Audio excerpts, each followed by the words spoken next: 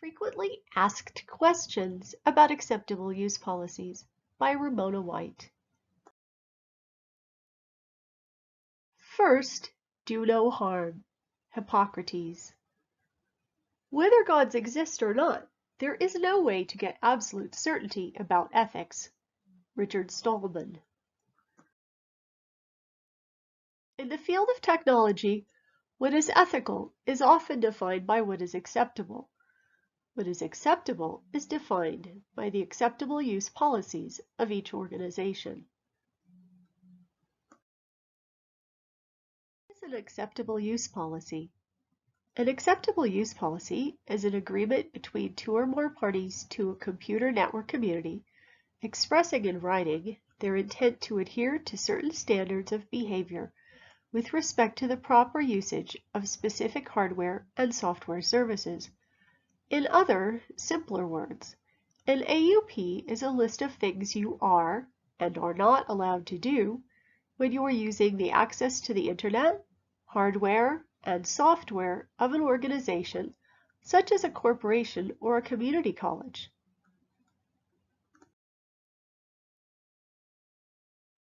Does GCC have an acceptable use policy? Yes. First, the policy states that the organization recognizes that free exchange of opinions and ideas is essential to academic freedom and the advancement of educational, research, service, operational, and management purposes is furthered by making these resources accessible. It then makes clear that technology at GCC is not to be used for private business by any GCC employees or the governing board. Compliance with the law is important, including copyright law, and all persons in the college community should be treated in a humane, fair, and dignified manner.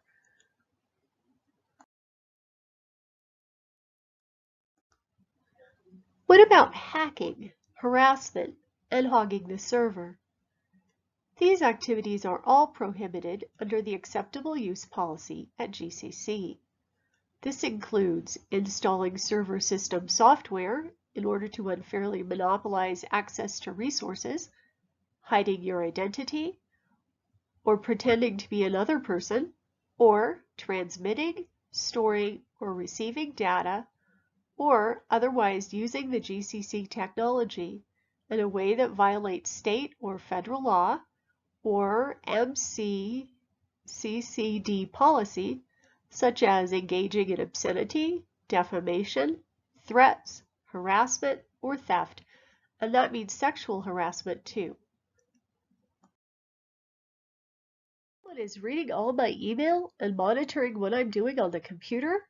What about my First Amendment rights? You agreed to certain restrictions when you chose to use the college's resources. Furthermore, the Maricopa County Community College District is not the government, so the rights you're entitled to are not the same. According to their website, it is not Maricopa's practice to monitor the content of electronic mail transmissions, files, images, links, or other data stored on or transmitted through Maricopa's technology resources.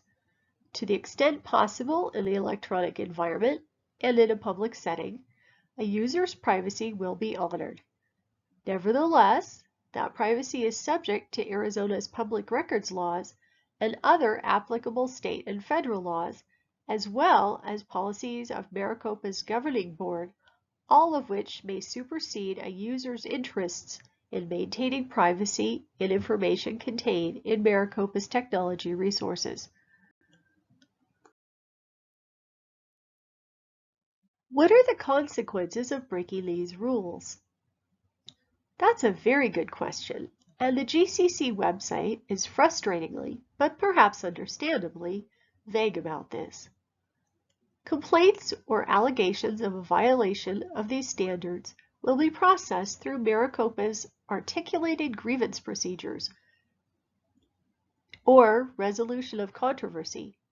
Upon determination of a violation of these standards, MCCCD may unilaterally delete any violative content and terminate the user's access to MCCCD's technology resources. So you might lose all your privileges and access to the equipment and resources, but maybe not.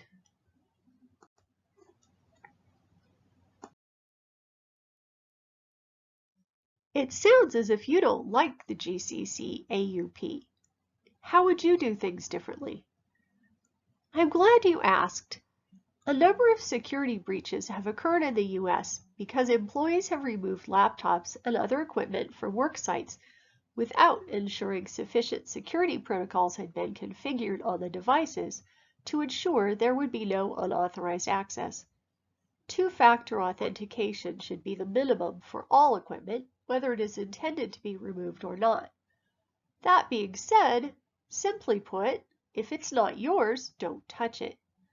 Anyone removing devices, company-assigned CDs or USBs, or accessing another person's computer without permission would face strict consequences, which would be determined, elucidated, and posted by a committee before these items are issued, assigned, or cataloged and reassigned.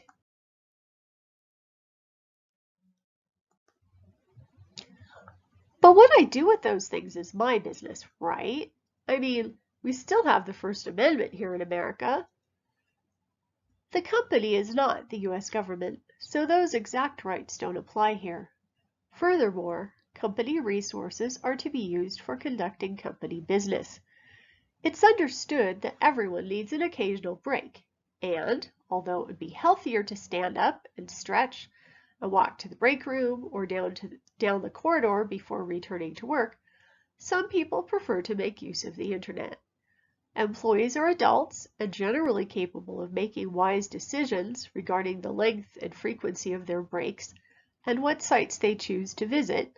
However, these will be monitored and inappropriate site visits and/or excessive breaks discussed, just as they would be if there were many trips to the coffee maker.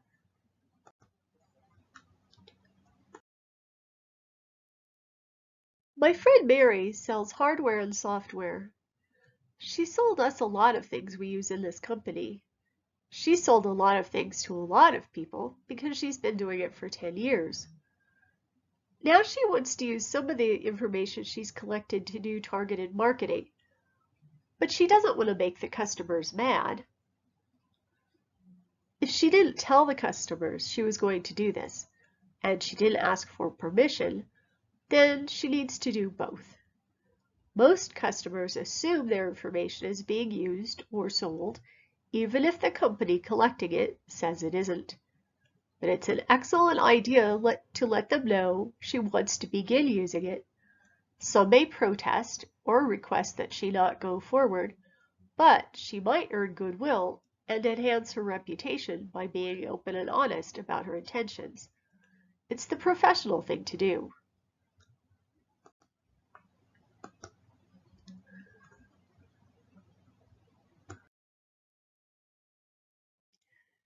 Speaking of professional, I can kind of understand the quote from Hippocrates because it can and should apply to people in a variety of fields, whether they're doctors or teachers or produce clerks or speech therapists or artificial intelligence specialists. But why Richard Stallman? I pulled the Stallman quote because, as I was pursuing classes in the social sciences discipline, I heard numerous times, there are no right or wrong answers. There is only what works for the client. It would be considered unethical if we applied that thinking to business, wouldn't it? And since this is a course about ethics and information technology, I thought it would be amusing to include a statement about ethics from a giant in the field.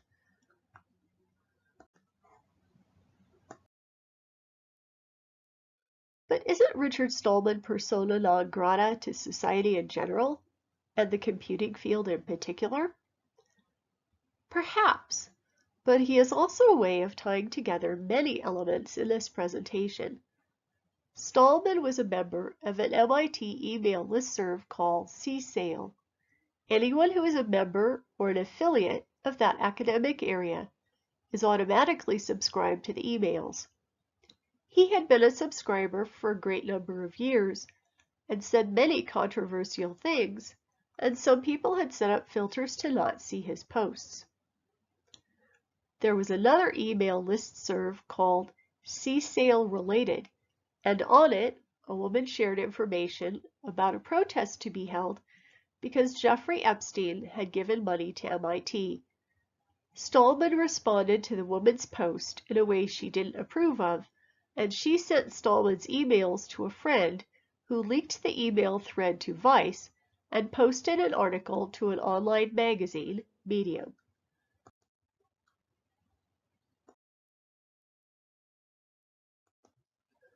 But wasn't Richard Stallman's behavior wrong? Shouldn't he have been kicked off those email lists a long time ago for violating their AUP? The first answer is, I don't agree with many of his views on topics other than free software. Free as in speech, not free as in beer, though I'm not against open source programming either. But there is no indication he violated the use policies of the lists. I could not find use policies and consequences for violating them. The closest I got was a list of some items and topics users had previously posted about.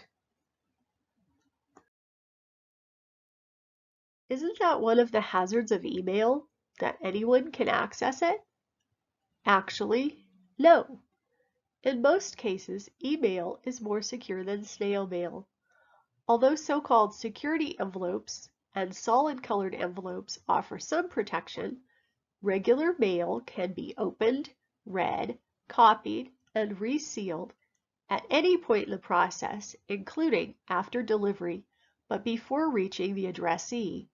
It is more likely to be damaged in transit, lost, missorted, or misdelivered, and it may even wind up in the bushes or in the storage unit of a postal employee who decided, for whatever reason, not to attempt delivery.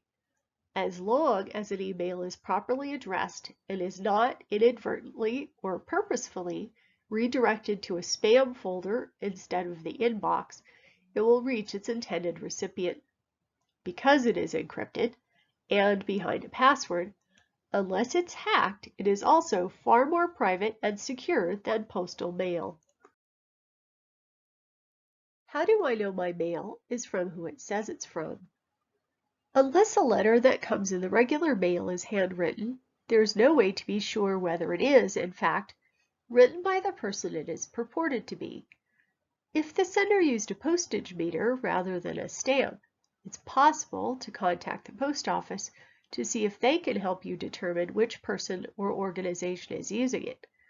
If you want to be certain someone received a delivery from you, you can send the letter or package registered or certified, but unless you request a proof of delivery email, which includes a photo of where the item was delivered and the signature of the person who received it, you know that someone signed for it, but not who it actually was.